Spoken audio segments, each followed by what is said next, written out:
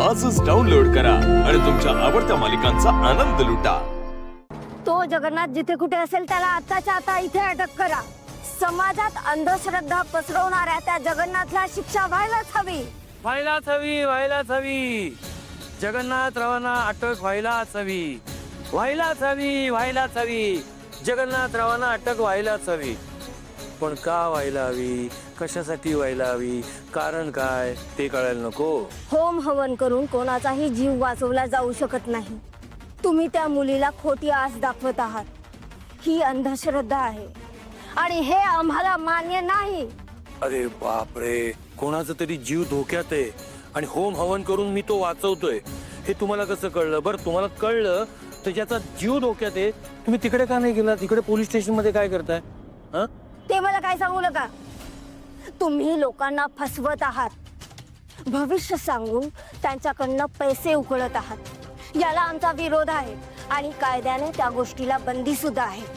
आणि तुम्हाला जर तुमच्या भविष्य सांगण्याबद्दल एवढाच विश्वास असेल तर पुढच्या 10 मिनिटात या पोलीस स्टेशन मध्ये काय होणार आहे ते सांगा। कोरपडे, एक कागद आणि पेन मिळेल का? आता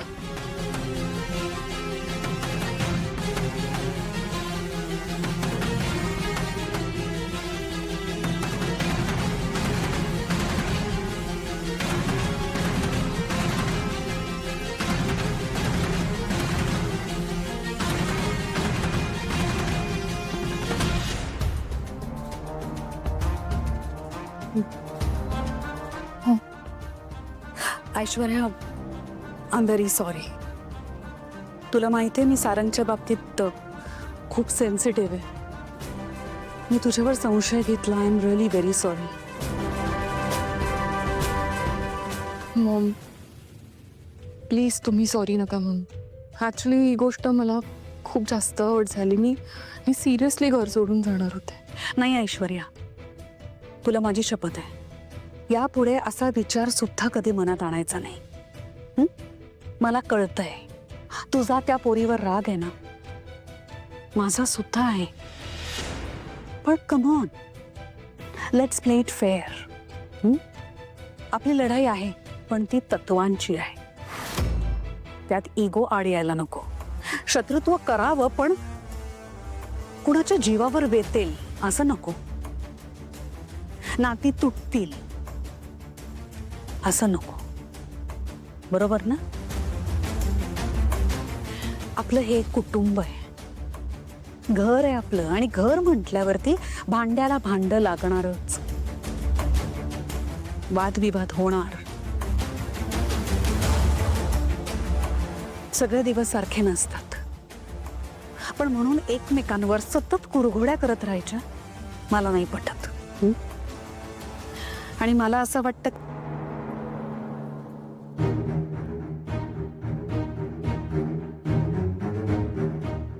ऐश्वर्या, मला असं वाटतं की तू सारांची आणि या पोरीची माफी मागावीस आणि त्यांना शब्द दे की यापुढे काही वाटेल ते झालं तरी सुद्धा या पोरीला इजा होईल असं तू काहीही करणार नाहीस।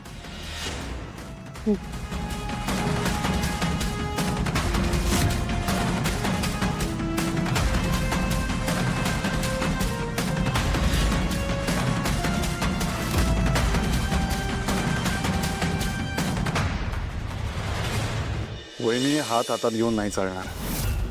सावलीला सॉरी म्हणावं लागेल तू।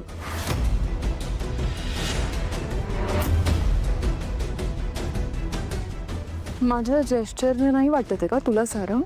नाही वाटत आहे वहिनी, प्लीज सॉरी म्हण। सारंग सर, सॉरीची काय गरज आहे?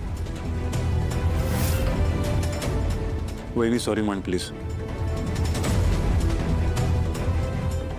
सॉरी।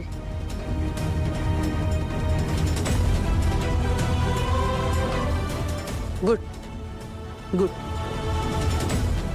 Thank you.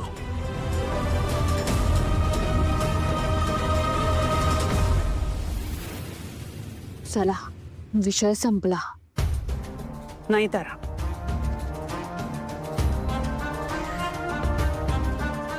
विषय अजूनही संपलेला नाही. हे सगळं खरंच जर का भैरवीमुळे घडलेलं असेल तर तिला जाऊन जाब विचारावाच लागेल.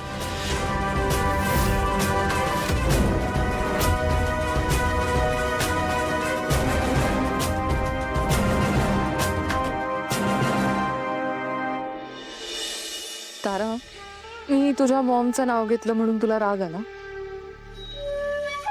हो वहिनी, आलाय. अगं पण तू तुझ्या आईला ओळखतेच ना. ती सुडाला पेटली तर ती काहीही करू शकते, हे माहितीये ना तुला. हो ना? बरोबर बोलताय तुम्ही. मला माहितीये माझी मम्मा कशी येते. लहानपणापासून बघत आली आहे ना मी तिला. ती सुद्धा तुमच्यासारखीच पाताळ यंत्री आणि काळ्या मनाची. एनिवे, जाऊ दे, तिचं कर्म तिच्यासोबत. नाही म्हणजे तिने जर काय हे सगळं केलं असेल तर तिला शिक्षा मिळेल आणि आपोआप गोष्टी बाहेर येतील. Let it go. करेक्ट आहे. बघा ना, माझ्या मम्मापेक्षा माझी जास्त काळजी तुम्हीच करता नाही? ऑलवेज. तारा, तू रागवली नाहीस ना माझ्यावर? नाही, अजिबात नाही. Very good.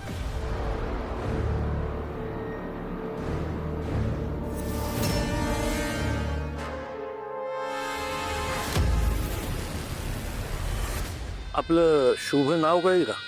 निर्मला देवी. निर्मला देवी.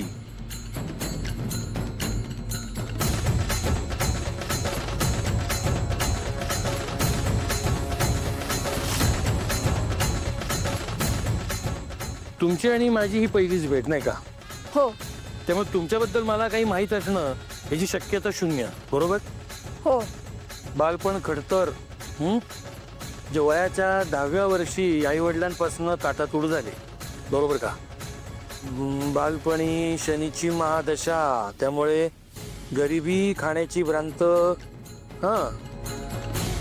हा पण जाताना शनी भरपूर देऊन गेला. पैसा अडका म्हणजे भरपूर काय हो, गवाडच देऊन गेला. पण पैशाचाही काही फार उपयोग झाला नाही. नंतर एकट्या पडलात. बरोबर? चंद्रापासून दुसरं घर रिकामं म्हणजे कमेंद्रोम ग्रह योग. नवरा सोडून गेला.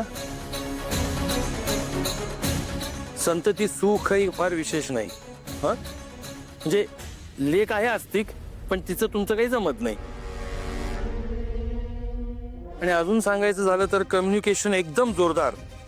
म्हणजे तुमच्या वाणीच्या बळावर तुम्ही आजपर्यंत तुमच्या करिअरची उंची गाठली. म्हणजे ते दिसतच आहे.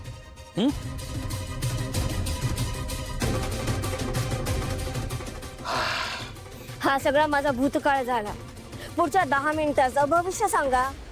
पुढच्या 10 मिनिटात कशाला, पुढच्या 2 मिनिटात सांगतो आता इथे काय घडणार आहे. आता इथे एक फोन येईल, कळलं?